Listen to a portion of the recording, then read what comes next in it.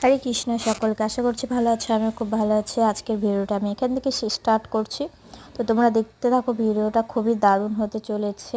তো টপিকটা হচ্ছে নিরামিষ খাবার কি আবার এত কিছু হয় নাকি। তো সেটাই তোমাদেরকে দেখাতে চলেছে যে কি কি হয়, ঠিক আছে। তো দেখো, নিরামিষের মধ্যে কিন্তু অনেক আইটেম আছে। তো তোমরা কিন্তু যারা আমিষ খাও তারা ভাবো যে নিরামিষের মধ্যে কিচ্ছু হয় না, তাই না।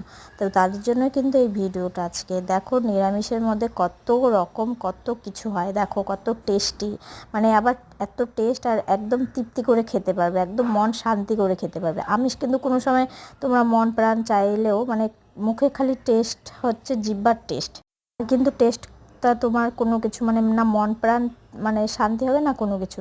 তার জন্যই বলছি নিরামিষ খাও, একদম মন তৃপ্তি করে ভালোভাবে খাও, ভগবানকে ভোগ লাগিয়ে নিবেদন করে খাও। তাতে তোমাদেরও মঙ্গল, সকলেরই মঙ্গল, আর আমাদের এই জীবনটাও উদ্ধার হবে।